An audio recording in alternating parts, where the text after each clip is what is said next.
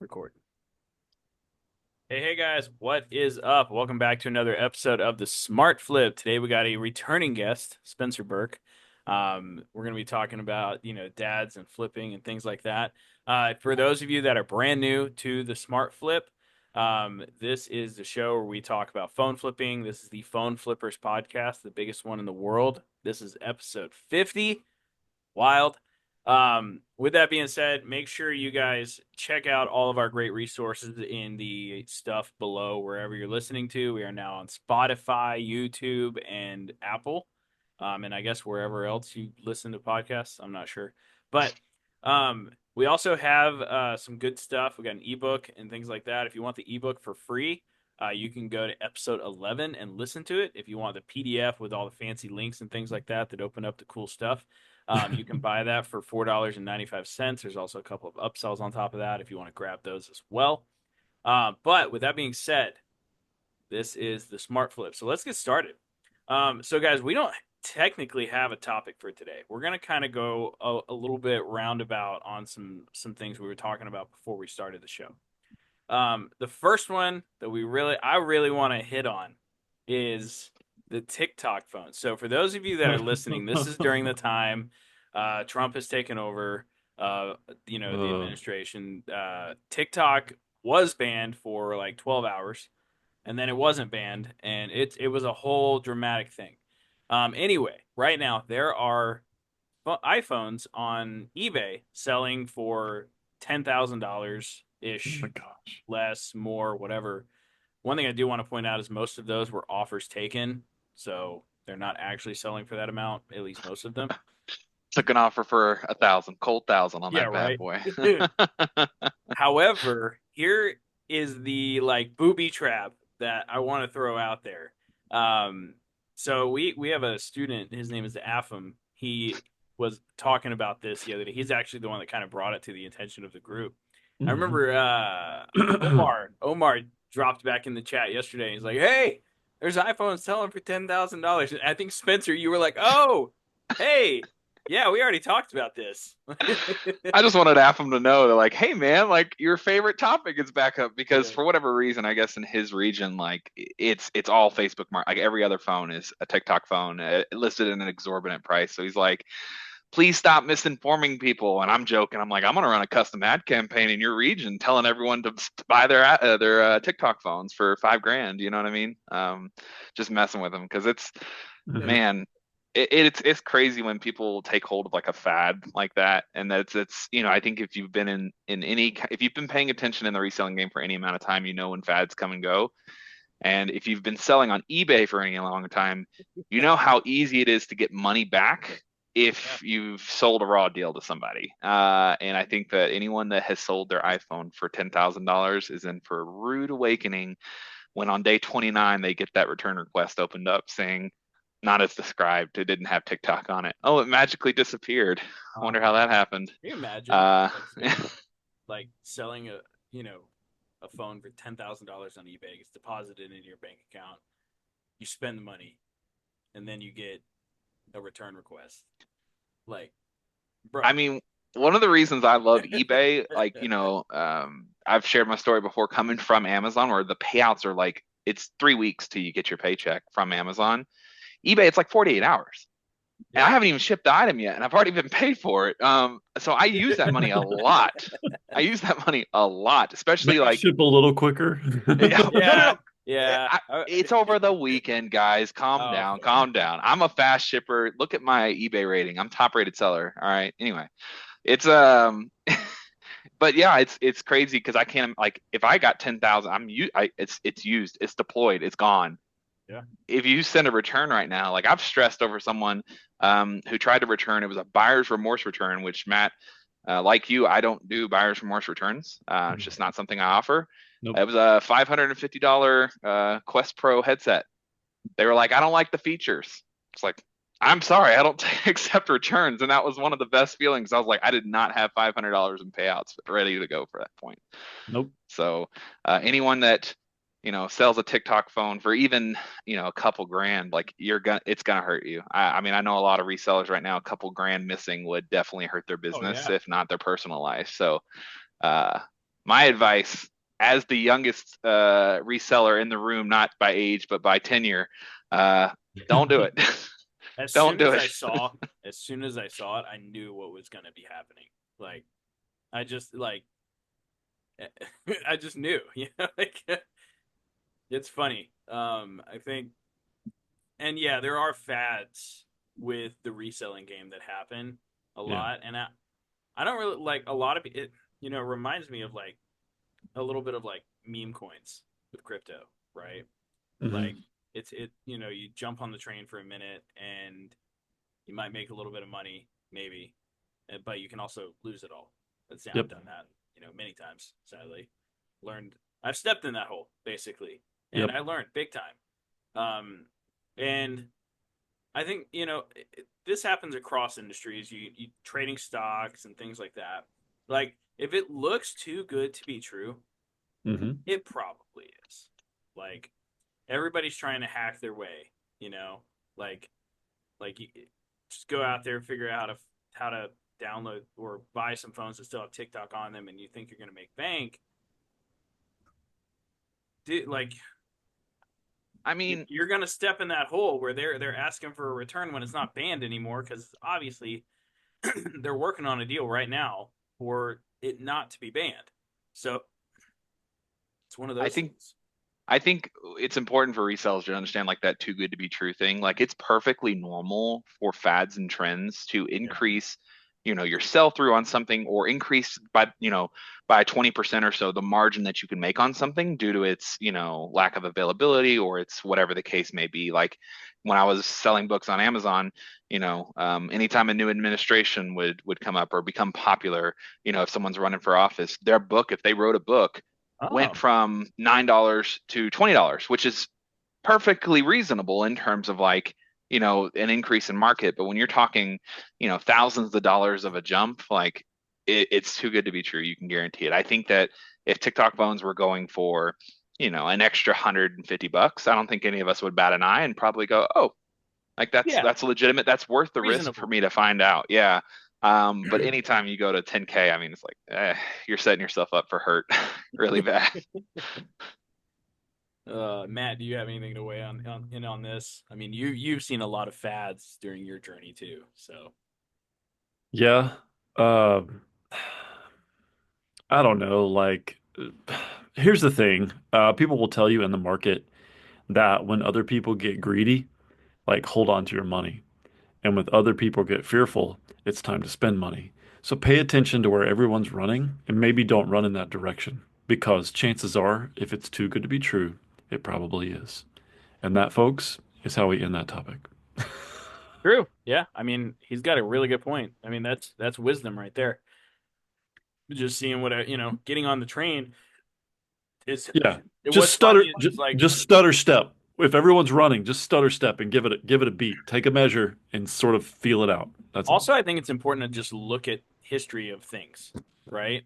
Like if there's a little bit of history with something, you can Yeah, typically tell what's going to happen because history always repeats itself, it's true. right? Like this stuff happens all the time. I mean, I think it happened with PS5 where the price was just heavily inflated, right? Yeah. For Um, 2.5 years. for 2.5 years, yeah. So of course, Matt, you cashed in on that because I did. that was a simple supply and demand issue. That Hmm. wasn't anything. That wasn't what this is, right? It's true. But you I can think you can do some correlation there and see what would happen. I Yeah. think about a decade ago, maybe a little longer, around whenever Flappy Bird was popular, like on the Oh my iPhone. gosh, yes, So perfect that example. that was another one that like obviously it had its moment, and I'm sure some people did make out with a few hundred or a few thousand, whatever. But now, I mean, come on, man. Who's really that much of a Flappy Bird addict? You know what I mean? Like until they Yeah. create a very similar game with a Yeah. different name that does the same thing. And Right. social media, TikTok obviously is a phenomenon, and I think it's benefited a lot of business owners, a lot of small time creators, and allowed them to change their life in the way that reselling has changed ours. Yeah. So I get the value there, but again, ultimately, I'm suspicious just due to the jump. Like Yeah. if it was I if it was 100, $200, I'd be totally in line with you guys. But I don't think it adds an extra $1,000 or more on the value of a phone. I just don't think so.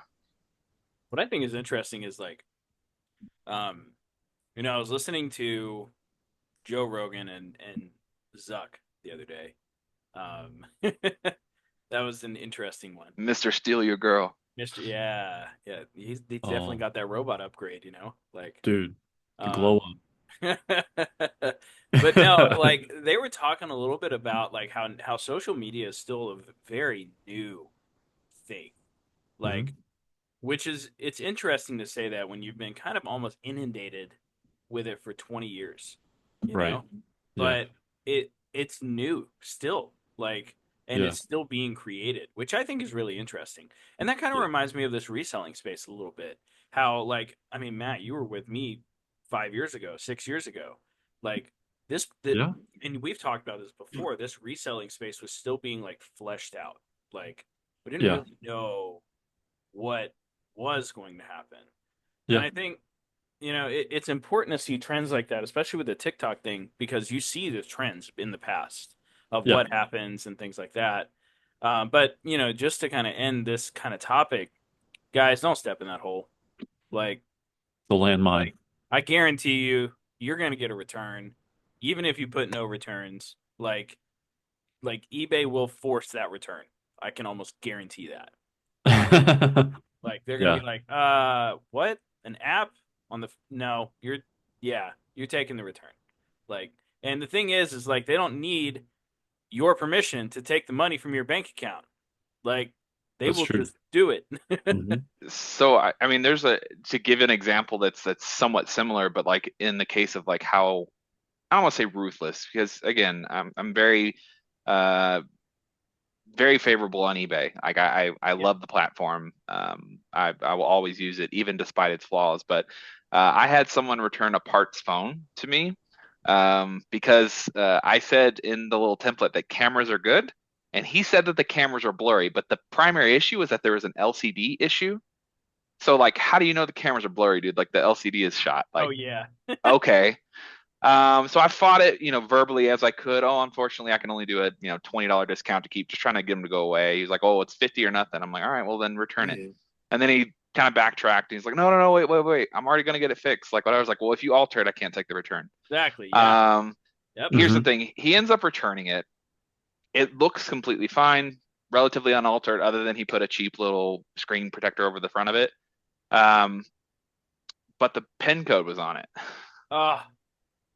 And I opened a dispute with eBay, asked them to step in because I'm hoping that they're going to come rescue me. And you know what they did?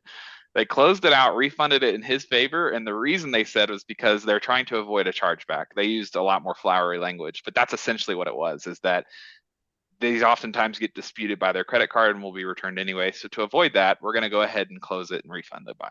It's like, cool, man.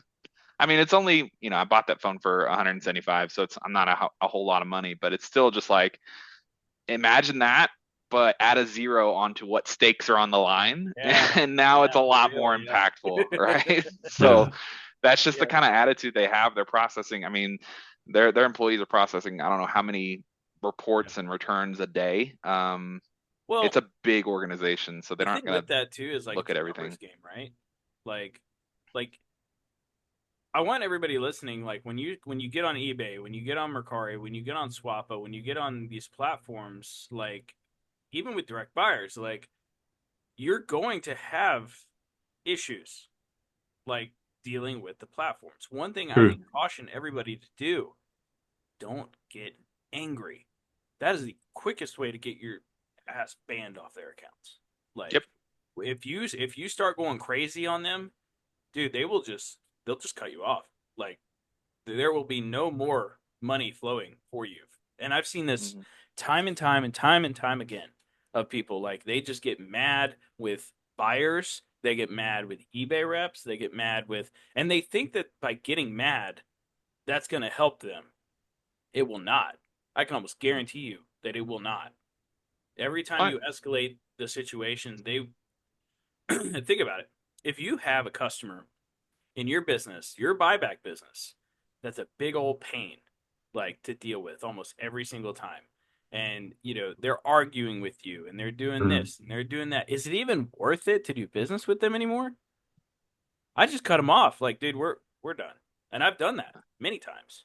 It's just like, look, All it takes is for you to best we no just show me kind of part twice. ways here. Like, I think you should find somebody else to sell to. You know, Yeah. Mhm. like that's the same thing these big platforms are doing.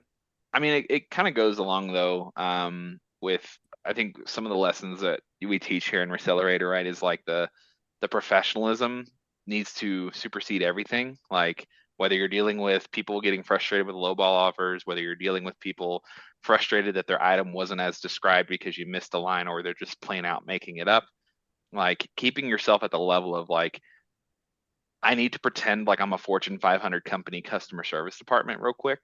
Even if I don't believe it, even though I'm Yep. hating it and I'm typing it out with clenched teeth because this is BS. I get it, but in my experience, number one, that's what set me apart from a lot of other phone flippers in my area and probably across the nation. Yeah. Not I say phone flipper casually. I share a screenshot. I do everything, but it's as an electronics buyer. Um, that's what's different is that people get angry and whatever, and I've had people come back and say, hey, sorry for being an a-hole, that Yeah. was my fault. I don't Mhm. know, worries, I can still do $70. Like no big deal, you want to meet up today, let's do it, you know what I mean? Like it's keeping that door open is I'll Mhm. never regret doing that. I will always regret the time that I blew up or did something that either put my eBay account in jeopardy or put my reputation in jeopardy if that someone screen caps it and decides to share it with my community. Yep. Yeah. um, Things like that, like holding yourself to a level of professionalism that's above your own ability even is important. And I think it'll maintain you and sustain you long term. Yeah. That's important to point out too. Like, word of mouth travels fast, right? Negative word of mouth travels 10 times faster. Like, people don't realize that. Like, if you screw up in your community, like, it'll get out there big time, fast. I've seen it happen Yeah. many times. We saw in one of the groups one time, um, a competitor of mine actually, um, gave some really bad service, and it like the group went wild on it. Like, it went crazy. Like 200 plus comments on one post in a Facebook group. Like, that's Yeah. unheard of, Like, it's But that crazy. got traction. Right? Like, look, and that's what I'm saying is like with your businesses, Yeah. like is Yeah. with your buyback businesses, with stuff like that stuff can travel fast if you do the wrong stuff. Here is my recommendation on what to do. If somebody is having issues, let's say somebody is trying to return something, or somebody has an issue with one of the items that you sold them. Here's what you do, and this will save you so much heartache. It's stupid. You go, you copy what they said, and you take it over to ChatGPT, and you have them write whatever you need it to write to where it sounds like nothing like you, nothing like what you want to say, and then you send that. And I guarantee you, this will save you so much heartache. It's ridiculous. Does anybody concur with this? I don't know if you've done that or not, Spencer, but I do that stuff all the time. I think that's fair. I think here's the thing. If your ego is raging or you find yourself wanting to react to what that person's saying, you don't need to do that. Right? We live in an instantaneous society, and there's a reason why when people wrote letters back in the day, it didn't seem like you were scrolling through Twitter or the X platform, reading comments. And so you got to let stuff marinate in the lab. And I think that's a judicious response to the way that emotions can take over and start steering the vehicle. And you don't want that when your goal as a reseller, if you're running a business, is to be a pro. Well, what would a pro do? Well, they would be disciplined in all aspects, including keeping their emotions in check. And when you have something that you can put to work like ChatGPT and help it to respond for you in a level-headed way, I think that's a really that's a safe move, especially if you know that that's not your forte right now. You're like, I want to rage on this person. Okay, don't use ChatGPT. The other day, we had the snowstorm thing going on, and I was basically like I had all my packages packed up, but I couldn't get them out because down here in Texas it doesn't snow and it snowed. And um Used to anyway, not. yeah, it used to not, right? Like we had snowball fights the other day. But Mhm. like the other day, like I couldn't get the stuff out. So Yeah. I was like, all right, I need to send out like 9 freaking messages to all these people with their packages because I got like 3 grand worth of stuff just sitting here ready to go. But and I had like 3 of them message like, "Hey, it hasn't been scanned in yet. Where's it at?" kind of thing. And I'm like, Mm. so I was like, all right, I'm just gonna send Weather all delay. Yeah. people this message, and I had Chat GPT write it out, and then I just sent it all, and they were like, "Oh, all right, cool, no problem." Yeah. Like 6 of them responded. So like using it in that use case works insanely well. And something you just said, Matt, really reminds me of a book that I read a while back, and now I'm kind of remembering subconsciously where I get a lot of this stuff from. It was Lincoln on Leadership. That was the name of the Mm. book. And Hmm. something that a lot of people don't realize about Abraham Lincoln is he used to write letters and never send them. He would write the first one, which was anger and like just Yeah. like pissed off, you know? He would Yeah. write the first one, he would reread it, and then he would write a second one. Yeah. The first one was basically his venting, you know? Yep. And like later on in his desk, it was found that he had hundreds of these letters, Yeah. just like scathing, like stuff, man. And it Hmm. kind of just broke it down. Like here's the first one he wrote. Here's the second one he wrote. And I really like that. And I like using Chat GPT to like handle that for me Hmm. because like I can actually display my emotion to Chat GPT and it can just turn it around and make it completely neutral. Yeah. Totally. So kind of reminds me of that a little bit. That was kind of cool. But Yeah. it's a good book, by the way. It's called Lincoln on Leadership. Really, really good book. Yeah. I'll be fascinated to know the number of people that probably tune in. And this is, I'll just say this, like if you're young and your life experience is limited to somewhere around the number 20, give or take, like Well, I'm give or not Chris, in the take Chris, five category now. years. you're only recently outside of that circle, by the I way, Chris. know. Only recently. Right. That's true. But here's the thing, especially you dudes, because there's a lot of dudes in the phone flipping circuit, okay? The prefrontal cortex, the decision-making part of the brain, the judicious part of the human brain in the male is not fully developed until the age of 25. So the likelihood that you are going to respond and be level-headed, you are biologically predispositioned to make a bad choice. So you should probably just sit on your hands for a moment, count to 3 or 10 or something, and think about how you want to respond to this human before you let your ego take the steering wheel and drive this thing into a massive ditch and crash your business. So just a few takeaways from today's podcast. Predisposed to making bad decisions. Biologically predisposed, which That is, is that it's is not your own fault, that man. is epic. Like I never thought of it that way, but you're so right. You just have Yeah, limited amount of life experience here, so you just make the wrong decision every time. Like because yeah, you've never, but you don't have. It's You don't know interesting. what you don't know. You don't know. Yeah, exactly. Like you don't have anything to pull from. You don't have any knowledge or experience. Yeah. That's and that's why I think books are so important as well, is because you're literally reading about somebody else's life experience, right? And like that gives you like a window into like what their life was as Hmm. well. Like it gives you a little piece of what something. I'm reading another book right now. It's called The Psychology of Money. Very interesting book. And it just kind of it displays multiple different ways where people think about different different things. Like last night I was reading about 3 different people. So there's a long-term investor, there's like the medium type of Hmm. investor that's not short, not long, and then you got the short-term investor, right? Hmm. And they all have completely different mindsets, right? But they're all playing on the same exact field, like the stock market and stuff.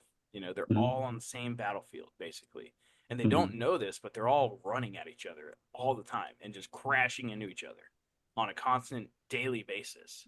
Hmm. Um, and like I never thought of that. I never thought of it that way, you know? So it just kind of goes to show you like you don't know what you don't know, right? Hmm. Hmm. Um, and that's important to kind of realize too. If you can kind of, what I like to do is I like to build filters in my life on like, okay, here is what this looks like. What, how could this be seen from somebody else's perspective? And like, how should my decision based on their perspective shape my decision? Man, And I how like, the world would be different if everyone thought that way. I My know, goodness. it's Empathy very and difficult. perspective. It's hard to do that. I will say that. Like, it's Yeah. very difficult. Yeah. Um, How to Win Friends and Influence People is probably the best book I could recommend for learning that. Because it does truly force you to kind of view from somebody else's eyes what you look like in their eyes. So it's a very Yeah. interesting thing. Objectivity is a blessing, and It's hard. self-awareness is huge. Being objective is so hard. It's a very difficult practice. Yeah. Yeah. Like a lot of people say they're not subjective and they're always objective, and those people are liars. Like, I'm Yeah. just gonna be real. Like, Yeah. I try to be as objective as I can, but I have biases. Like everybody. That's why I think judges are so weird a little bit. Like everybody has biases. From Yeah. life experience. Hmm. It's Well, I think interesting. it you can go along with like saying, hey, like this is my subjective experience, how I feel about it, but I can understand how someone would see it this way. Like I don't feel like I'm being an angry ass right now, but I can understand how my wife thinks that I am in this moment by the way that you know what I mean? Like you can recognize and affect change by being cognizant and self-aware. I think it Yes. requires both. Well, So, it's funny because here recently, I've been on the carnivore diet, right? Like, ooh yeah. which has led to me being a little bit more, let's say, aggressive. Edgy Right? Chris. My Edgy wife, Chris. my wife has taken notice. She's like, "Hey, you need to chill out." And I'm like, "What are you talking about?" And like, I've just been a lot more assertive, I guess. And it could be like testosterone's going up. I'm getting tested in a few days, but like, I don't know. But like, I took a step back and I was like, okay, she's right. I have been. This is it's a change for sure. That's good. That's good, bro. And then I was like, all right, I need to put in some filters in place to kind of mitigate this a little bit, like, Word. Yeah. you know. Yeah. Um, but yeah, so I want to veer off here a little bit. I want to talk a little bit about the scheduled meetup model and how you've been implementing it in your business, Hmm. Spencer. Um, Yeah. let's Well, talk about that. I So, I think it's important for people to like recognize that like if if you're new to Chris's content and maybe you read the ebook or bought the starter kit or maybe it's your first few weeks in Recelerator and you're getting annoyed like I was at how often Chris mentions the scheduled meetup model because that's just not reasonable. No one's going to do that. You're wrong. And I learned, over the last, I guess, wow, I've been doing this for a year and some change now. okay. Um, out of necessity, I started doing the scheduled meetup model. So I work at a bank full time, and I'm at a desk, like chained to a desk, 8 to 5. So I can respond to leads on my breaks and on my lunch breaks. I've done the occasional pickup on a lunch break if it's like a VR set, but everything else is done post work, 5:30 to 7. I squeeze in everything, and in order for that to work, I have to be like extremely confident in my offer of saying, hey, I absolutely can buy this today. I'm meeting customers today at the Starbucks at blank and blank. I have a 5:30 or a 6 available. Which time works best for you?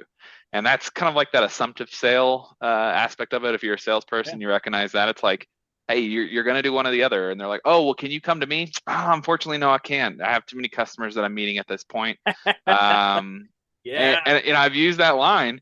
And even if I had everyone cancel and they're the only one that shows up, well, they all canceled. Because I mean that happens. But here's the thing: I think, like you, Chris, like I got tired of. I live in a city where north to south, geographically, if you try to get from one end of the city to the other, it's 27 miles, which is Yep. crazy to think about. Yeah. So I can literally waste all day driving around town picking up things. It's so much easier to Hmm. just tell people I'm always at this spot. Come here. I'll be here. Um, and I think that what that's also afforded me is a level of credibility as well. I've heard like a lot of customers give me Yeah. feedback of like, I actually love that you meet here, because I knew I wasn't going to get held up at a Starbucks over a latte, and I was like, exactly right. Yeah, that's I'm not here selling kidneys, guys. I'm here, um, and That's hilarious. but I think that it took me a while to build that confidence to think like, oh, I have to chase. I mean, it kind of goes to a larger lesson of like not being desperate for deals and money and chasing deals. I think that the second I took that out of my brain, which was right around the time that the last time I did this podcast is when I think I really saw a shift. And it's when I came back to the business after a big burnout and depression era of my life is like, as long as I take the emotion out of what I'm doing and just consistently apply the action, I win. Like even Yeah. in what's supposed to be a slower month for resellers right now, like I'm about to have my best month ever. I'm about to match my paycheck at work with a part-time endeavor. Like Let's that's not go. good. That's not good for my job. Like I tell my wife this all the time.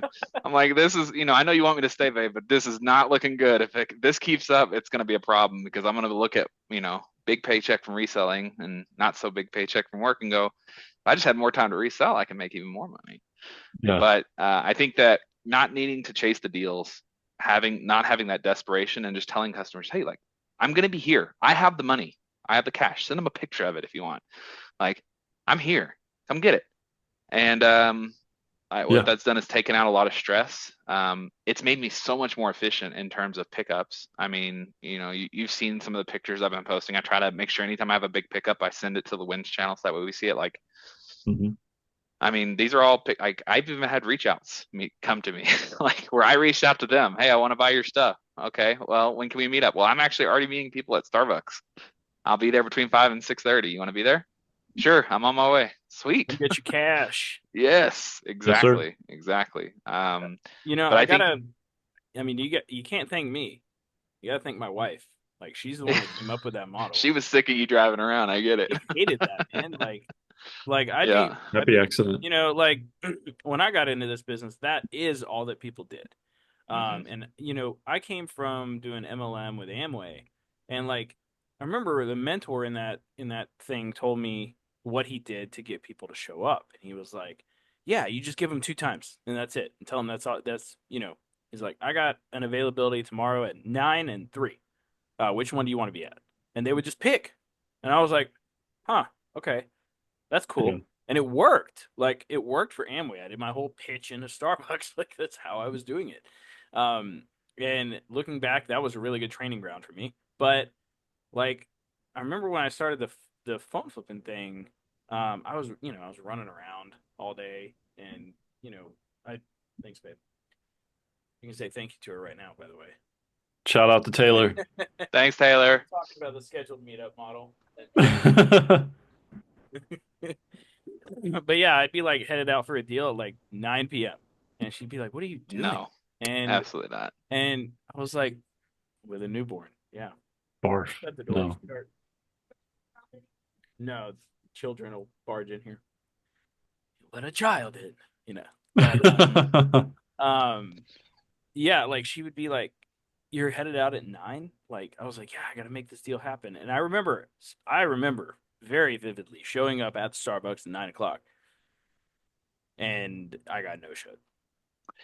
Oh, I was like, all right, Tough. It's from now harsh. on, this ain't happening so anymore. Like, and the next day, I remember I had a ton of leads, and I was like, I'm gonna be meeting people at 12 and 4 at this Starbucks. Which time do Yeah. you want to come?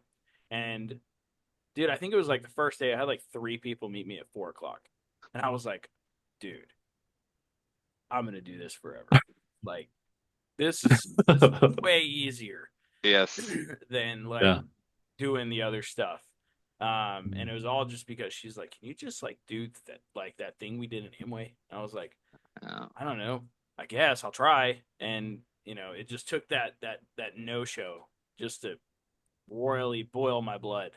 I think you know two things. Number one, like I always worried about like lineups because here's the thing. I still worry about it a little bit. I don't like to have people waiting. I segment them by 10 minutes. So if someone says yes to 5 o'clock, my next time slot is 5:10.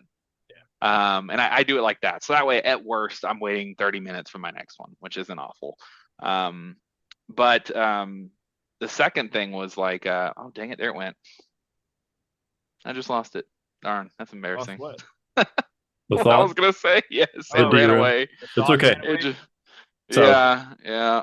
well, we'll But see if the train comes back on track. The train. I think what's interesting happening here is the psychology of what's going on because there's two things that are very notable. There's an assumptive sales tactic that's happening, and then there's the illusion of choice that is being presented to people because it is a choice, but I've already determined the outcome before I've even given the person the choice. yes, Like we're still Yeah. going to end up where I want to be, and you yep. think you have control because I'm giving you one of two times, and it works. It just does. And Yeah. then what I was gonna say, I finally came back to me. Thanks, Matt. Yes, You sir. jarred it loose. Was I still learned this lesson? And Chris, I know you've talked about this a few times. Like, there's been a few times where you're like, you know what, maybe I will go to a deal, or maybe I will make an exception on the time and meet them at an off time. And I did that just this week, and guess what happened? I got ghosted at 8:15 in the day, in the evening. He was like, "I get off work at 8. Can you do an 8:30?" I was like, "I can do an 8:15." I was there at 8. I waited till 9. He was not there. And then he messaged me. He's like, "Hey, can I do another?" I'm like, "Yeah, we can do a 5:30 tomorrow, right? Which is my normal time." He messages me right before his appointment. I can't be able to make it. I'm like, "All right, you let me know when you can come, and then we'll schedule something." And that was the last thing I said to him because I'm like, I'm not. Right. Yes, he's, and what sucks is that, he works at a phone store, so I'm sure, he will be one of my repeats if I can get him to get on a cadence that works for both of us. But, Right. I don't need him. I have You enough, don't. You don't. there are 650,000 people in my city, and according to my CRM, only about 1,000 of them know I exist or have interacted with me. Hilarious. Well, So I'll be okay. yeah, Only about here's the 1,000. whole new year of evangelism with your business. That's Exactly. funny. Look, Exactly. preach to him, Spence. That's hilarious. That's a good point, though. Like, only about 1,000 really know that you exist. Yeah. So that's good to know. That's good data, right? Imagine if everybody knew. Shout But out to Resell Deck. Sign up yeah, today. for real. Uh, Shameless plug. I'm gonna yeah, I'm gonna be firing up the power dialer today and calling all my repeat customers again because it's Friday, so everybody gets paid today, right? Yeah. And I did that last week and I ran out of money, like buying stuff. It was crazy. That's Like, sick. What a it was great wild. problem. I remember messaging you, Matt, and I was like, bro, well, this just happened. Like, Yeah. just to give everybody an idea what happened. It I went called, wild. so in our CRM in Resell Deck, um, I have my repeat customers basically labeled with their phone number and email and everything. And so what I did is I set up what's called a power dialer. And basically that's where it'll call people until somebody answers. And when somebody answers, my pitch was, "Hey, this is Chris at Bell Electronics. You sold me blank a while back because the CRM literally says what they sold me. Nice. I was wondering if you had any other devices that you might be looking to sell, so that I could put cash in your pocket today." Now, I don't know about y'all, but when somebody calls me telling me that they're going to put money in my pocket same day, that's a pretty good offer, right? Yep. Like, Yeah. and I already have the reputation and everything with them, Yeah. and the rapport. So I made 3 phone calls. Three, no, four. It was 4 phone calls, and then the next thing I know, I was buying a whole bunch of crap. Like, it was Nice. ridiculous. Like, they were like, one guy sold me like 5 items. Um, One was a Z Fold 6. Another was a Samsung tablet. Another one, like, it was crazy. And then another person had a MacBook, and it was wild. Like, it was just a day of buying. So, but I'm gonna be doing that probably every Friday and Saturday until I run out of repeat customers. Nice. Or you run out of money. And to bring it full circle, how you don't run out of money is you just resell a phone with TikTok on it, and you're in the green. Yeah, it wasn't like like I have Right. money in other places. So like the reselling account, I think it was like I had like 4 grand set aside just to buy stuff, right? hmm And I ran out of money that day, like in that account. And I was like, oh gosh, all right.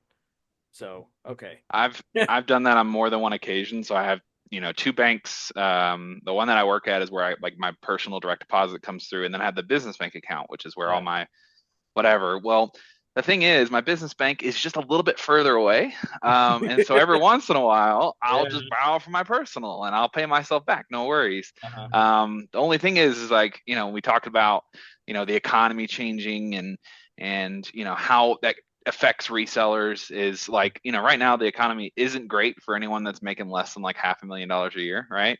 Right. And so people are getting, desperate and whatever. And so, um, you know, resellers like us that offer cash for stuff is like, it's likely that we're going to continue to remain in business and actually continue to do well. Mhm. Um, but also it's just, cognizant of like, I went to go get cash out of my personal ATM, which is, they're partnered with the ATMs that are in the 7-Elevens. And then I go inside to go get that. And the ATM is missing. And then it's about that time that I realized that the glass was all busted out. And like someone had actually removed the whole ATM from the 7-Eleven. And it's like, oh, well, that's a sign of, maybe things are getting a little rough out there for everyone else. So, Oh my gosh. That's um, intense. but I live in a bigger city. So bigger cities, it's just one of those things. Like, unfortunately, like poverty gets worse the more people you have. It's true. Um, but I like to think that the services I offer is for those people that have the means and ability to have valuable devices, but maybe don't have the means and ability to find a way to get rid of those and turn those into cash. And I think that the gratefulness that I get from those customers are like, man, thanks for Yeah. being my option, and thanks for paying me more than the eco machine, man. Like they were lowballing the mess out of me, especially on those Samsung devices. Like there's still so much margin on those to make. Like Yeah. I can offer $40 plus over, and I my customers cheesing. Like they're like, thank you, goodness gracious, this is awesome. And it's like, Yeah. like I tell my wife all the time, like this is, I think, what scratches the itch for me in this business is that I'm very energized by people. Yeah. And yes, we have the knuckleheads that come into the leads every once in a while that have these crazy ideas in their brain of what they're going to get for a device. Yeah. And that can be frustrating. But I think far and away, the enjoyment I get from, you know, buying, some drawer devices from somebody who just realized that they had an unexpected bill and they had, all their years past iPhones in their drawer that they never sold, and I can turn that into cash right now, and buy them a coffee, and they're just like, dude, Right. this is Yeah. fantastic. And I, Made I their think weekend. Right. that's the service I can provide. Or people are like, we just moved here and we have too much crap in our storage unit. I'm like, well, send me a picture of anything with a cord or a battery, and let's make a That's deal. You awesome. know what I mean? It's fair Um, because we buy a lot of that stuff with cords and batteries. yes, sir. I think also it should be noted, and I'm not sure how many people who listen to this ever really think about this, but there's a new Netflix documentary called Buy Now, which talks about just consumerism. And if you check it out, you can just kind of see like we are doing our best to also like this is a service that's green. We're not making the Yeah. ozone hole bigger. We are helping to reduce the carbon footprint on the world. And there's a sense of justice to that that's satisfying. And if you're not using that as a marketing tool, here's your plug. All right, I'm just a big remember that company what you're too. Yeah. doing is effective to the it's a good service to the earth. One thing I'm considering doing is, well, I have done this actually. So, I've added, you know what? I don't think I'm going to give away that tip. No, that's going to stay for Recelerator students. Sorry, guys. Oh, All right, just that make sure you message me afterwards. All right, I and then will. we're Yeah, I'll message you. Yeah, I'm not going to give that away. It's been working too well. So, anyway, we give away a lot of sauce. I'm not giving away that sauce. Sorry, guys. That Yeah, I don't that's the need that secret one. sauce. I don't need that one working against me in the marketplace because it definitely will. Um, um, on that topic though, with the economy and everything, I do want to veer into that a little bit. I don't want to jump too much into politics, but I do want to talk about, like, obviously things have changed. Um, like um, it, Trump got inaugurated on Monday, so Yeah. that's obviously going to put some massive changes into the marketplace. With tariffs and if he follows through on the no tax on tips and no tax on, and there's even thoughts of abolishing the income tax, which is Whoa. wild, Whoa. considering that, honestly, that would be, if that is possible, it would be amazing. Yeah. But the likelihood of it happening is kind of low. Um, but I do want to talk about this. So I was a reseller during the last Trump presidency, which makes me feel very old at this point now. enough. Um, I was telling Aaron that last night because we both started in that time. And he's like, "Wow, now I feel old." And I'm like, "Yeah, didn't think about that. I'm 30." But anyway, I started my phone flipping business during that kind of era, um, and so I have perspective on on a relatively good economy up until COVID. Hmm. However, the crazy thing is this business got better during COVID. A lot of people don't know that because a lot of you guys quit as soon as that happened because you didn't think you Hmm. could go outside. Hmm. So I have like three different perspectives on like that era, the COVID era, and then obviously the Biden era. Um, and one thing that has remained true is people need money in Hmm. all of those times. Yep. Hmm. Crazy thing, people always need money. So the great thing about this business is it's incredibly consistent. Like people don't realize this. Like whenever COVID happened, I lost $6,000 in monthly recurring revenue as a social media manager for a bunch of people. Um, Everybody just quit that week, basically, whenever the lockdowns happened, and I was like, oh, okay, well, back to full on, full steam ahead on the reselling. I was still reselling on the side. Um, but the crazy thing is I started my ads up. Everybody had stopped their advertising, and the ads were incredibly cheap at that time because nobody else was running ads. Right. So what I found is like during these times of hardship in the economy is actually when our business does better, and Yeah. people still buy stuff as well. So it's interesting to note my first $10,000 profit month happened, I believe, at the end of 2018. I think it was in the very beginning of 2019, right before all of the well, I guess COVID happened March 20 of 2020. But my first $10,000 profit month was January of 2019, and that was a big year for me. 10,000 net profit, by the way. Right. So it was a good time. Business was great. Hmm. Um, and so I did well then. I did well during COVID, and I did well during the Biden era as well. So keep flipping, boys. Like Yeah. this business won't die unless you I think keep. it goes back to the age old saying here in this industry. I don't know who said it or coined it originally. I just know it floats around every once in a while. It's like the people that stay in this business the longest see the wins, right? Like Yeah, I've experienced that. Like even when I, almost but tried to walk away, and I just kept getting calls because I had already set up a website and already said like it just kept coming. It's like, oh Right. well, Yeah. and now it's on and popping. Like we're doing great with very little ad spend. Um, it's the reseller Awesome. system. You know, it, like I, it's like when you create it, and if as long as you don't straight up nuke it, like it's gonna stick yeah, around, man. And it's Yeah. gonna have its highs and lows. Like Chris, like you had that flexibility that you could kind of scale it down, maybe turn your ads to $1 a day, or maybe turn them off, and go do whatever else you want to pursue in that time. But the second you want to come back, I mean, Matt, you remember me messaging you the second I came back, and I was like, boy, I don't know what happened, but there is a switch on and we're going. And it's because reselling just, I've learned now that if I just do the consistent, like, for lack of a better term, like consistent 75%, Yeah. I don't burn out. I just make sure I do, the things that annoy me. I make sure I list something, especially on weekends. Weekends, everything has to be listed before I get Hmm. out of that basement. You know what I mean? Like, we Yep. got to get done. And then the rest just kind of falls into place at that point. If I have Yep. leads come in, awesome. If I don't, I'll do something else. Let me refine my website a little bit, make sure I can, SEO, make sure everything Yeah. comes in, like that. I match my competitors or whatever, SEO optimization, whatever you want to do. Yeah. Um, it's all possible. Yeah. Um, but yeah, I just think stay in, it's man. I think it's important to point out what the recelerator system is.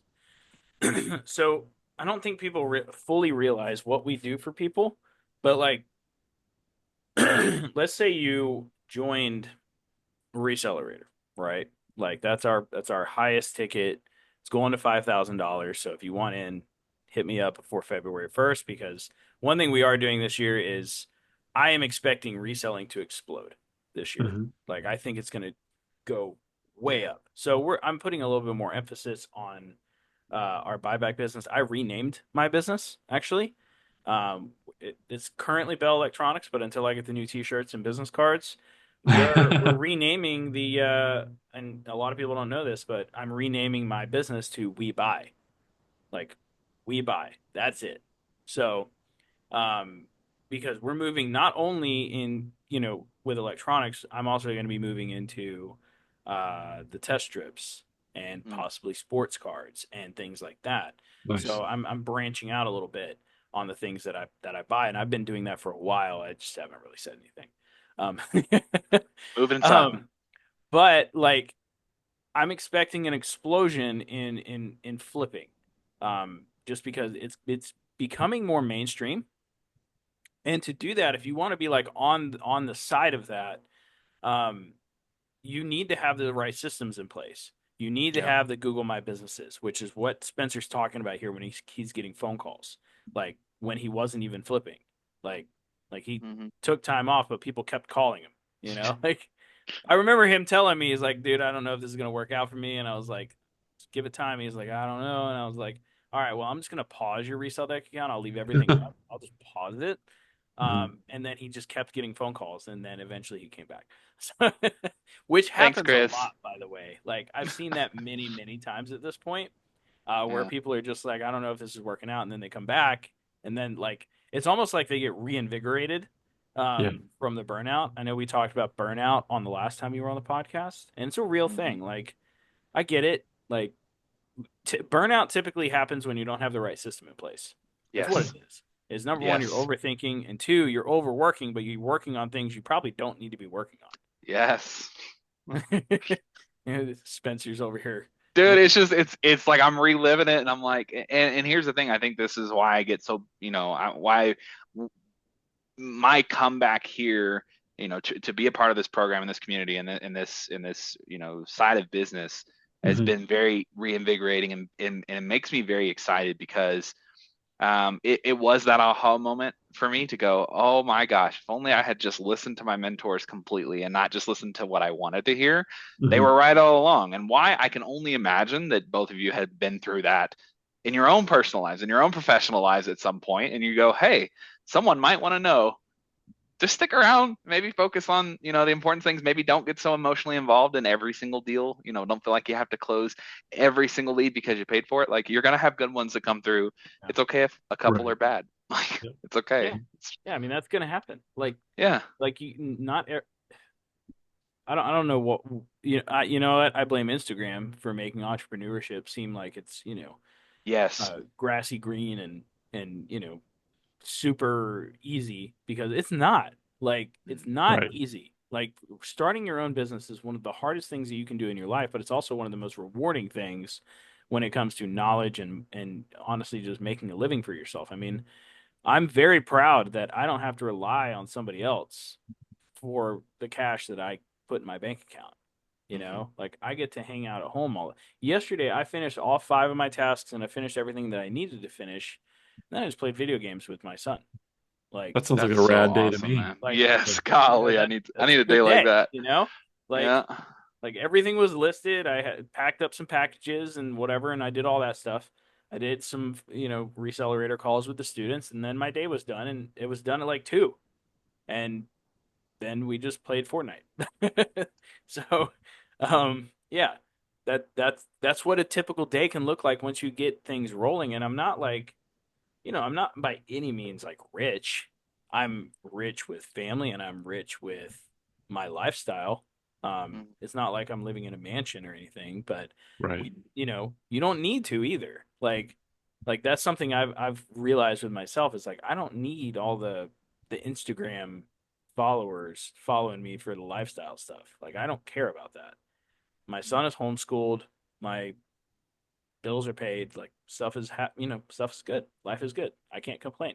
I make a podcast every Friday and I enjoy it. I Yes, think sir. though, what I found myself telling someone else, because I was looking into, other ways of making money on my own using kind of my own entrepreneurship experience of like how I can, look into other industries that are very similar to this that I could just apply those skills and just make Yeah. money in that other environment. And they asked me like, why are you considering doing this? And I'm like, well, because right now I work a job, and although I'm thankful and blessed enough that I've gotten to the point of corporate America that I feel like I do make a decent wage. I have employees that don't, and there's not a whole lot I can do for them because the company says that that's what that position is worth. And that's not just the case with my company, that's the case with every company in the United States, is that workers are getting paid less and less and things are getting more and more expensive. And it only makes more sense in this economy that if you have the ability or you have access to even just a smidgen of knowledge that you can run with, Yeah. um, that now is the time to do it. Now is the time to, and this is going to seem like a plug. I promise it's not. Now's the time to buy that $4.99 ebook and open your eyes to what it is and go, oh snap, and then you can start right away. This is what's the brilliant thing about reselling is, Chris, is what we were talking about before we started, was you can dip your toenail in. You don't have to jump in.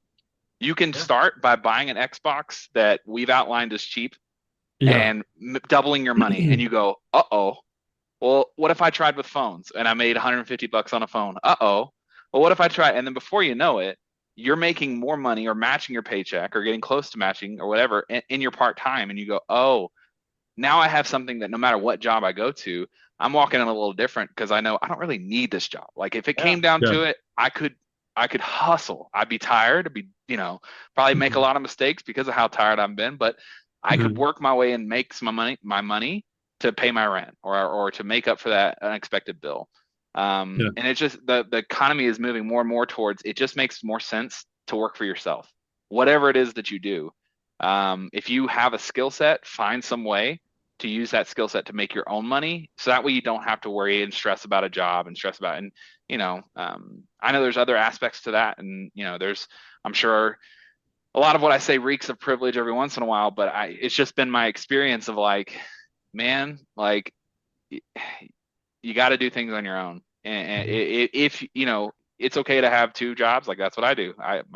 My daughter, she's 5. She's always like, so are you going to the bank or are you going to work for Hawksport today? Like, what are you doing? Because she Awesome. knows that Yeah. daddy does two things, Yeah. Yeah. right? And she whenever dad leaves the house, oh, where you going, daddy? Are you going to meet a stranger to buy their things? Yes, daddy's going to Amazing. go meet with the stranger to buy their things tonight. You know what I mean? Like, and then I told her one day, I'm getting a little emotional thinking about it, but like, I told her like, hey, daddy's not gonna have to go to A&B Bank, and I'll be able to pick you up from school. Like, Ayo. you know what I mean? Like, It's that's a awesome. that's a big thing, and I Yeah. without this skill set that I will always have, I will Yep. always have, and I can add on to it. Not to share too much sauce, but I've been thinking about adding onto my current LLC and my current Google My Business. I buy and sell all electronics, right? I'm thinking about adding a service aspect to my own business. I'm not going to tell you what that service aspect is, but it's not going to change my Google My Business. All my reviews stay, my reputation stays. I can Right. even add in some workflows and features within Resell Deck to accommodate for that new service. Now I just added a whole new revenue stream Right. just using the foundations that I've outlined here, Yeah. I love it. and I'll always have that. Even if I say, you know what, this isn't what I want to do anymore, I'll always have it.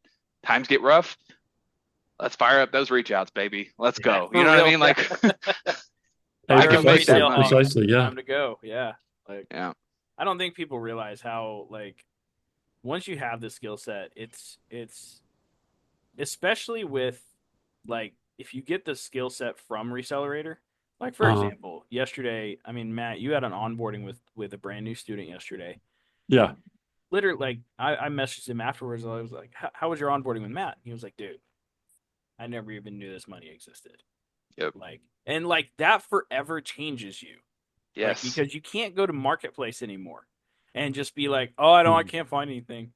Like you can't do it. Like there's no excuse Even at this point. even when you feel lazy, I can't tell you how often I'll sit down. I'm not wanting to do jack shit. Like I just want to veg out on the couch, and I mistakenly pull up Facebook, but then I swipe to that marketplace tab. Do you? Dadgummit. It's right there. And I'm like, I don't want to go anywhere, but let me go ahead and send my message. And if they respond, I'll go. But if they don't, it's fine. And sure enough, yeah, I'll take less. Oh, damn it. All right. Well, you know, That's it's right. Great how you can just like Well, I always talk about it in the terms of like when Matt showed me the console game, it was like he took a squeegee to my eyeballs, right? Hmm. Like, because I never really focused on reach outs ever until Matt entered the Chris fold. didn't like reach outs. He I was like, hated him. "Ugh, Like, I hated this them, whole dude. thing, you know."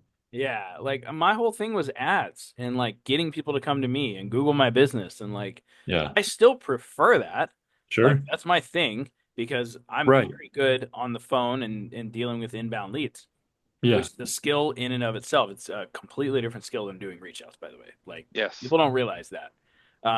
It's funny because a lot of people, whenever they join the program, like they try to take like the reach out method and apply it to like inbound. And I'm like, no, it's a completely different skill set. It's different. Yeah. By the way, just a little nugget. One thing I've been asking people here lately is this quick question: have you received any other offers yet? Instead of like, how much are you looking for? Like, because a lot of people do that, right? Right. I've started asking like, has anybody else made any other offers yet? The other day I had somebody that was like, yeah, somebody offered me like 200. I'm like, oh, I'll do like 240. And they were like, sold. I'm like, fantastic. And I made like $150, you know? Love it. Mm. So, but it kind of gives you a baseline. That's just a little nugget for people listening. Like that's something I've been doing lately and it's been working very well. Yeah. Um, and then I'm not going to share the other thing. The other thing's been working well. I think we might actually be talking about the same service here, Spencer. So we're going to talk after this Yeah, call. yeah, we'll have to talk. Yeah, yeah. But I'll say this too, though. I use reach outs almost as a way of like a delayed lead. Mm, Um, yeah. so I don't, and this is not taught and accelerated. This isn't the best thing. This is something I'm piling and something I'm testing. But I do, our typical little intro script, something along the lines of, hey, basically just prepares them for a low ball and sees if Mhm. they're open to it. Yeah. And then they respond, and I go, hey, or what are you thinking? Or they'll say, what are you thinking? And I just let them know, hey, we've been buying these for this, or we can pay you this for that.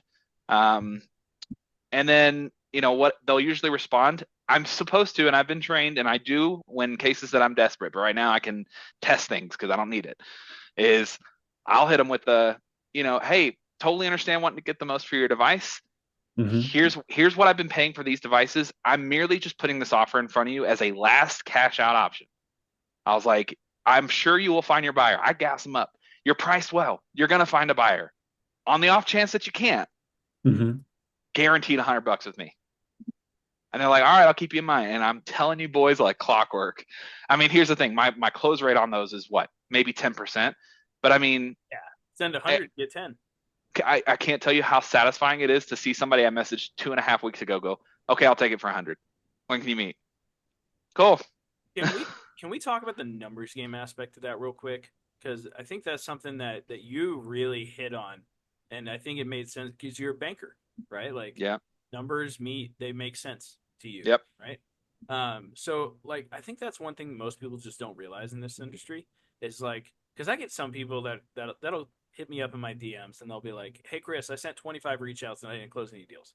I'm like, Okay. "You only did 25?" Like they're like, "What?" Did Uh, you I'm like, 25 and stop? "What?" Was it a rolling Look, 25? Like, in I my mean, past videos, I've said you need to make 20 offers a day. I think a lot of you guys get that confused with 20 mhm. messages. That's Yeah. completely different. An right. offer is actually sending a price to them. Right. Like that's making an offer. Sending a message is not making an offer. Just Nope. to be very clear here. Like if you make Mhm. 20 offers in a given day, the likelihood that you don't get one is unlikely. Right. Like sending Well, 20 messages, yeah, you're probably not going to get anything.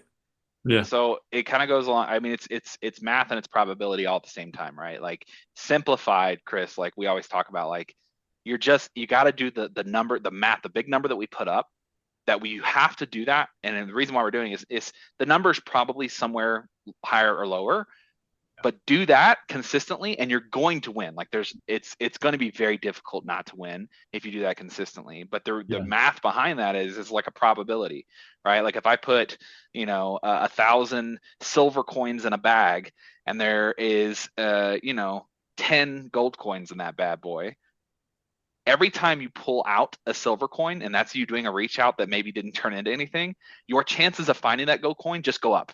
And they Yeah. keep going up and they keep going up and they keep going up. Every time that you find, it's like that old Augmandino stuff, like going for no, right?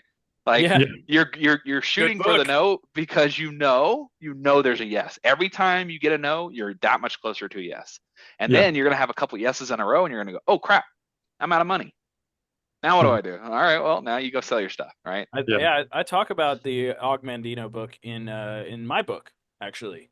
That's Um, the Amway special, baby. dude, I mean, I learned that when I was they made me read that book when I was selling vacuum cleaners to houses, you know. Yeah. Oh wow. Um, and like I read that book and I was like, this makes a lot of sense. Like, Yeah. it's like every no means it is just one step closer to a yes. And they were like, count your no, like make your 20, get your 20 no's for the day instead. Like Yeah. aim for 20 no's. And by aiming for that, it flips the script on you a little bit, right? On the brain. And it's like, all right, I just need 20 no's and then I can go home. That's easy. Yeah, let me just start knocking all these doors and holy crap, I got a yes. Oh Yeah. wow, now I got to do my whole presentation. And that presentation takes 30 minutes. Then I got to go to another house. And then, maybe they gave me another no, or maybe they gave me another yes. And then it's like, oh crap. Okay. It's going to be forever before I get home today. But then it just like keeps happening. And I remember there was one day I did like 4 or 5 presentations on this vacuum cleaner in like one day. And I was like, what in the world? Like, this is ridiculous. Like, But it's the and unpredictable what's nature of funny? customers, man. Like if we Yeah, had crystal balls, like yeah. we'd be fine, but we don't. So What's you just got funny to test about it. that whole thing was the other guys like they had read the book, but I guess they just didn't do that. And this is another thing when it comes to like following directions from people that actually have done it. Like if you like they would just go they would aim for yeses, right? Like that was just their thing. And like I remember telling them one day I got like I think it was like 4 or 5 presentations in one day and they were like, "What?" And I was relatively new to the thing. And I was like, "Yeah, I read the Go for No book and I just did what it said." And they were like, "No." And I'm like, "What?" That's so Like I don't funny. understand. Like they were like, That's so "We funny. usually do 2 on a given day." And I'm like, "Well, I did like 5, so I don't understand." Then and later on I understood. It's because there was a system in place that I read about that Yeah. worked and I applied it and it worked. Like it's wild how that works. Well, Yeah. you have to take a step back and look at the macro, right? Like when I think Yeah. about when I first started paying for ads, which was a scary thing, Yeah. right? Paying for leads. Yep. Um, you start thinking about that $5 a day, and you go, oh my God, like $5 a day. Every day that I don't make at least $5, I'm losing money.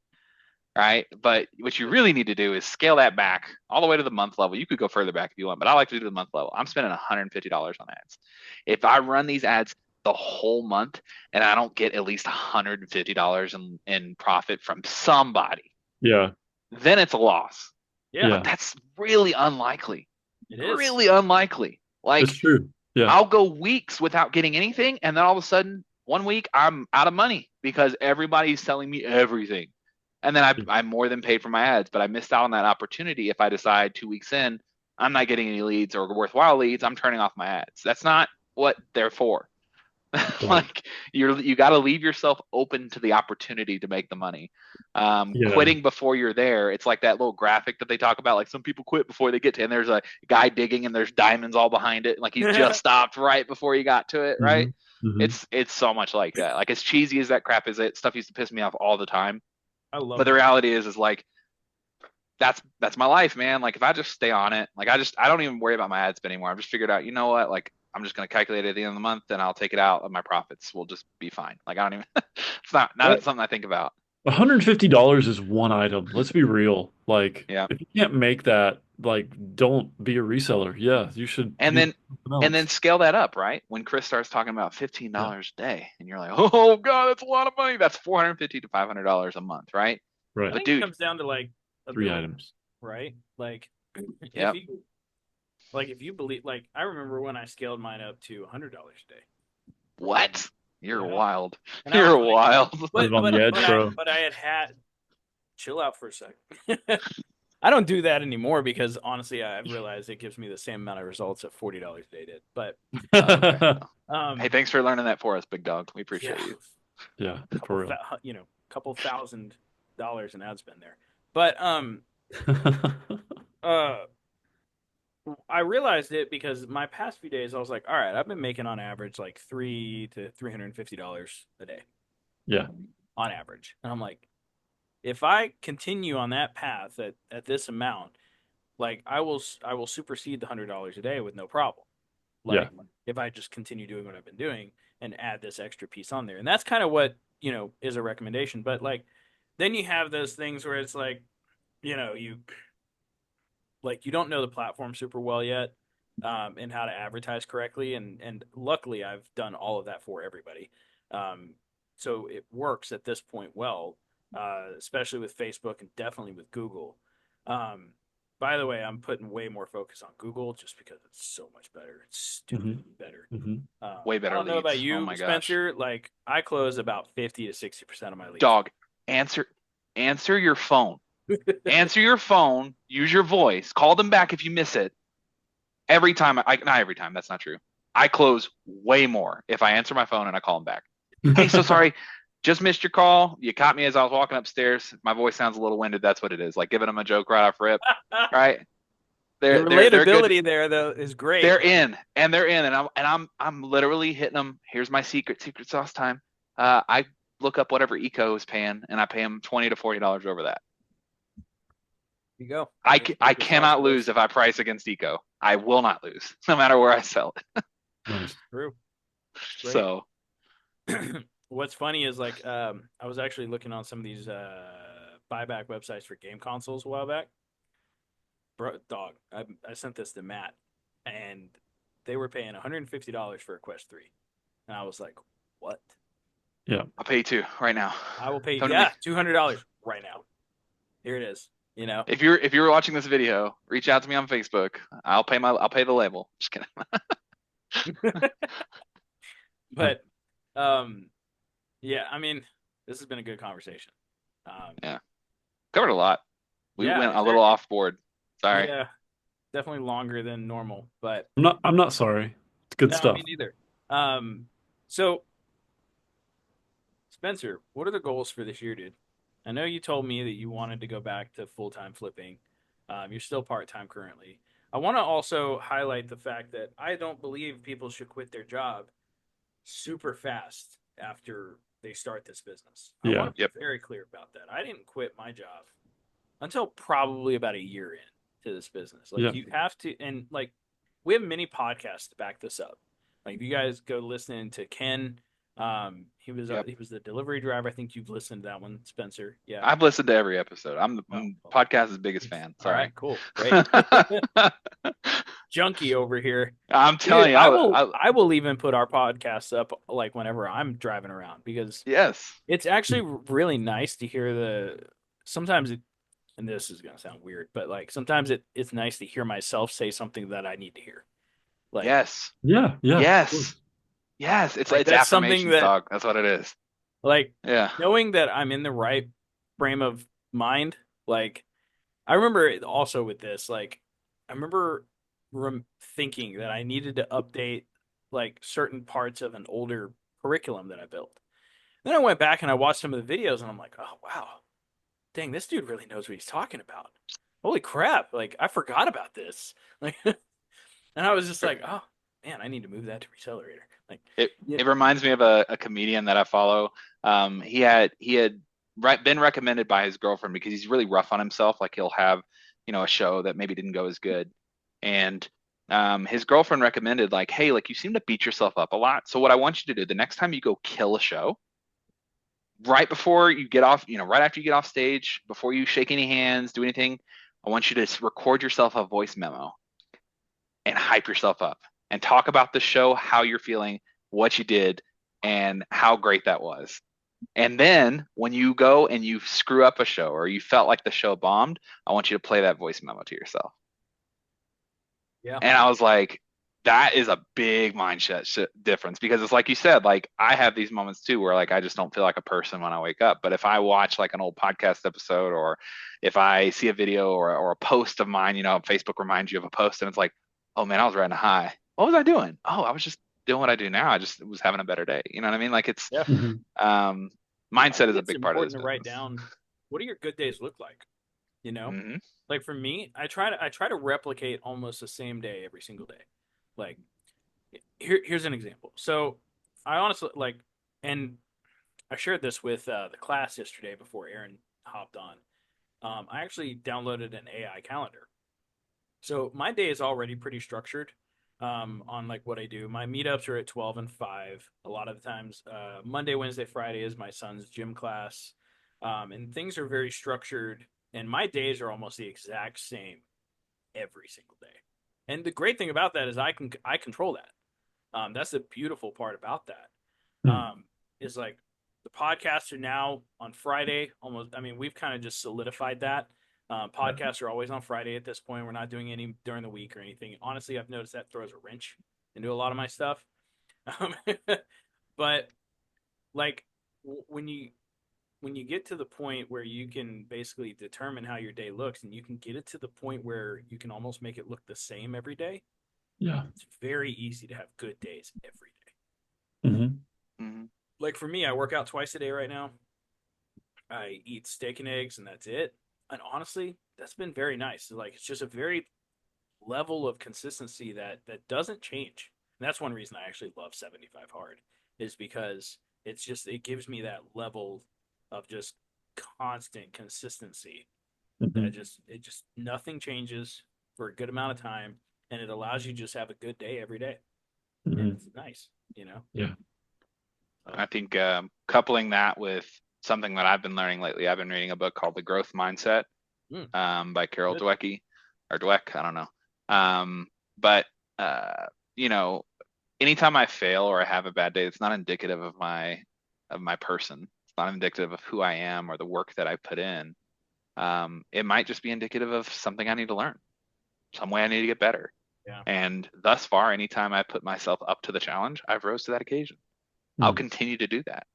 And I think that having that mindset, it takes the sting out of failure. It takes the sting out of slow days to just go, eh, just a weird day. Because the other day, like when I go back to the wins channel, it's like, oh shoot, I had how many laptops stacked up? Like that's yep, crazy. I Yeah. forgot because I already sold them and redeployed yeah. that cash, but that happened. Yeah. How often Um, do you go scroll the wins channel? I do it every day. Like I don't. I You, mean, It's satisfying. I basically try to post in it every day, Wow. uh, but no, it's crazy because you'll see something or I like to share like the weird things I've flipped or found, and it's like it's cool to share that too because then you just kind of open up your brain of like, oh, there's even more stuff you can really resell. that is Um, that is a very important part of the wins channel is like seeing what else you can buy and resell. Like that is a mhm. really cool thing about that channel. And the Yeah. reason it gets like 10 posts a day, it's Or you really can just go through Console Kings Under the Radar Flips module 7.1. yeah, do that too. Sure can. That's So shout out to you, Matt. Sorry for not doing that for so long, but I have a I I finally heard did it. there's some money to be found over there. There is, brother. There is. I But have a in question turn, on that too. Like, how important is it to have a community like of people that are doing the same thing as you? Like, what is your take on that, Spencer? I I couldn't do this if I didn't.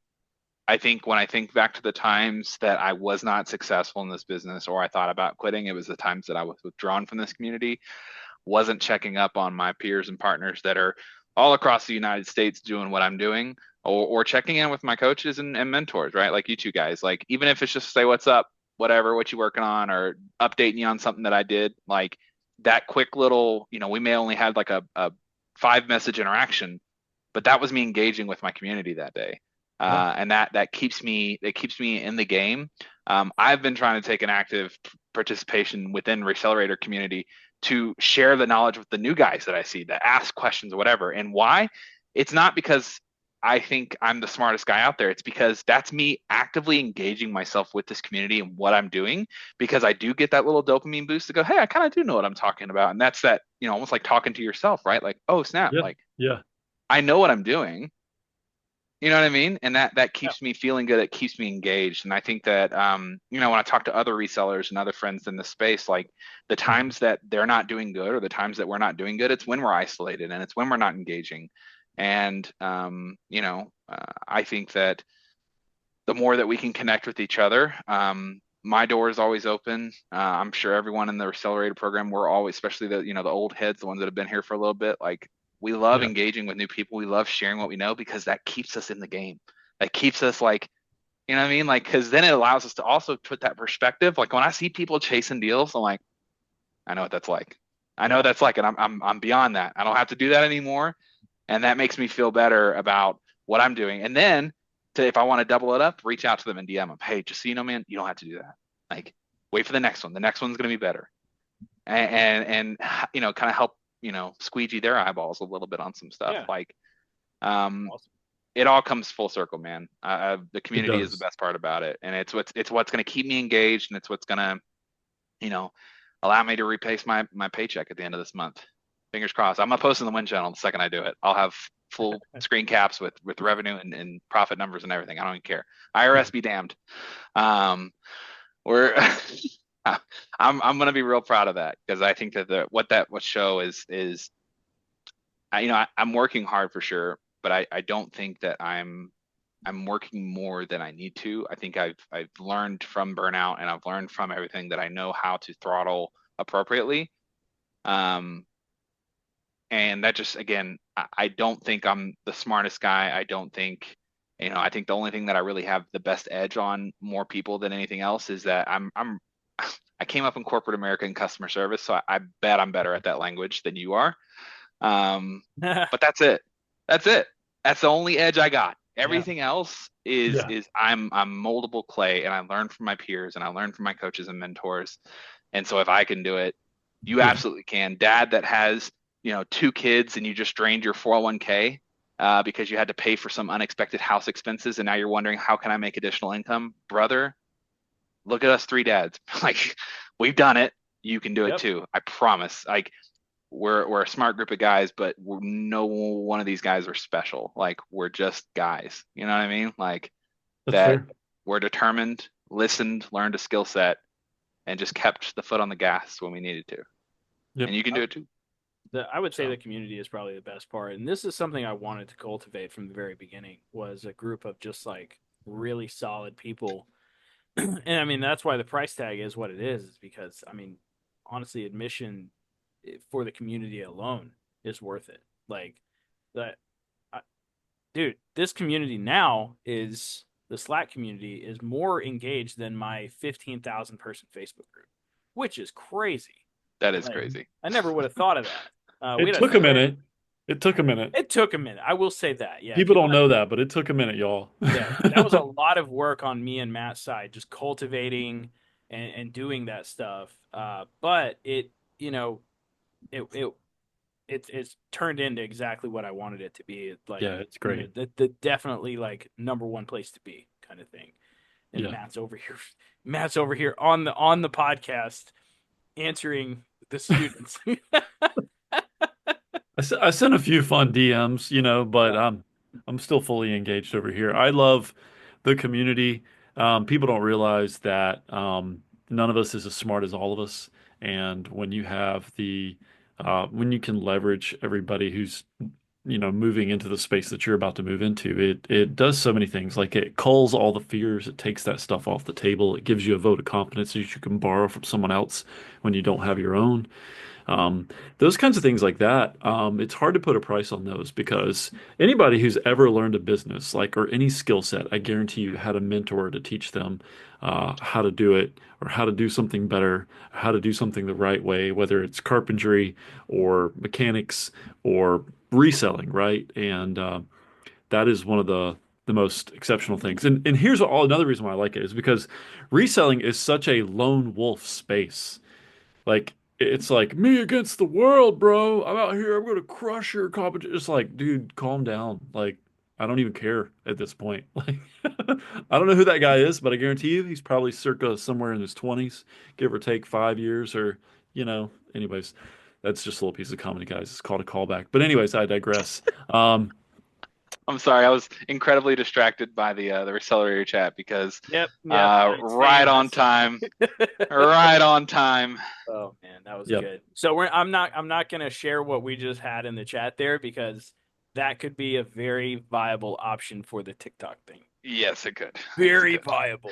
You got to pay for that info. Yeah, for Reach sure. out to us Just today, accelerator.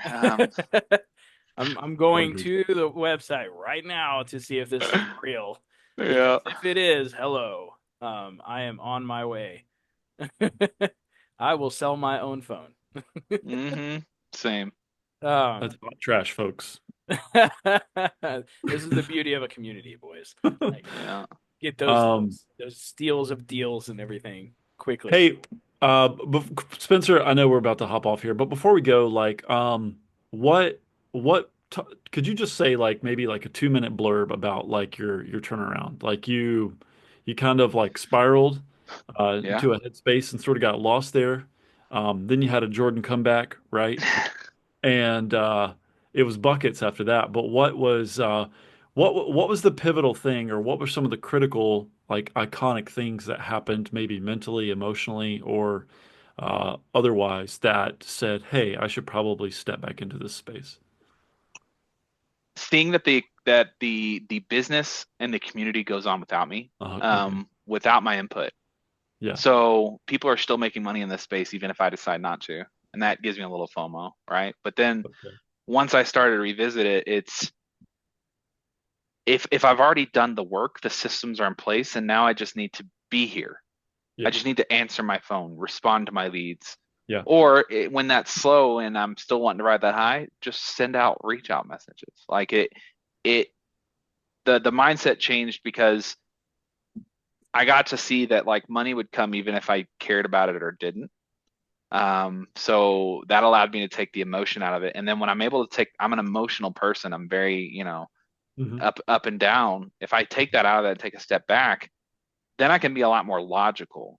hmm, And being logical really changed my mindset on this because then it becomes, it allows the things that your mentors tell you in whatever class that you're taking or support that you're getting when they tell you like don't worry about that, like don't sweat the small stuff, like just do the ad spend or just do like you'll see yep, it's it all made sense. It's like, oh, I finally had like walked across the cloudy threshold, and now I can see everything that is here. And now it becomes a question of possibilities. Now it becomes, okay, I wasn't, when I got laid off in February, I wasn't ready to do this full time, even though I tried to force it. And it's the reason why I wasn't ready is because I didn't have the maturity level of failing. I didn't have the maturity level of knowing what that slow time looks like and knowing yeah, how to plan for that. Now that I do, I also know I got probably one of the best GMBs out here right now. And if I wanted to crank up that ad yeah, spend, I'd be swimming in it, right? Even on right, slow yeah. months. Let's So go. Yeah, now it's just a question of possibilities. Now it's like, do I really want to take this risk again and leave my job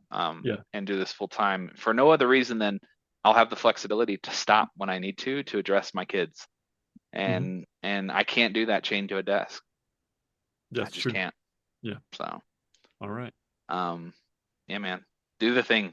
Do the thing even when it's there's this like uh super cheesy Asian guy on Instagram or whatever. His name's like Yoshi something, and he does this little thing like I do it anyway. I do it sad. I do it mad. And as cheesy as that was, Yeah, that resonated with me of like, even if I don't feel like doing it, do it yeah, because I'm going to feel better once I make the results. hmm, And I'm really excited about like I said, I've been super passionate. I think the more that I can get involved in this community, the better I do financially.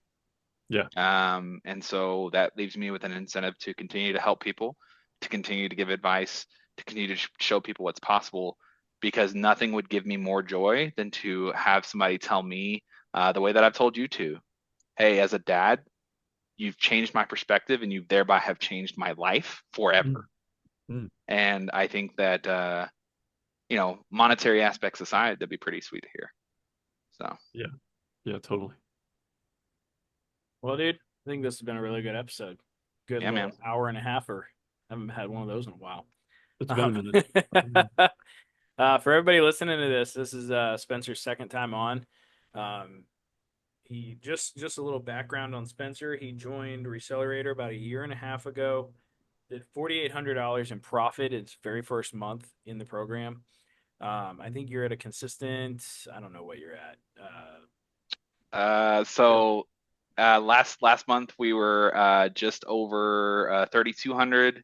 I'm already at 39 right now. Probably gonna pass 5K pretty easily. I have a bunch of stuff that has to get listed this weekend. Yeah, I'm probably gonna have another 3K weekend on eBay this weekend. let's go. So Dude, hell um, yeah, that's awesome. So, and this is part time, guys. Like he's making all this money part time. So, yep, I mean, he works 9 to 5. So it's one of those yep, yep. things, right? So, yeah. Um, this has been another episode of the Smart Flip. I'm glad you guys, for those of you who hung out till the end, love that. Um, and if you're a dad that's out there, just like all three of us, and you want a side hustle where you're, pulling in at or similar to what your job is pulling in, or and maybe more, um, look into us. I think we might be able to help you out. Send me a DM on Facebook or whatever, and just be like, hey, I want some of that sauce. I don't know. Secret sauce. Secret sauce. Yeah, the secret sauce, right? Yes, sir. But yeah, also, guys, make sure to, if you just want to dip your toes in, feel free to grab the ebook. You can also just listen to it on episode 11 of the podcast. It is there, but if you do want the PDF with all the links and things that are embedded into it, that is $4.95. You get a couple other bonuses with that. But yeah, check it out in the description below. And yeah, we'll see you guys next week. Later. See ya.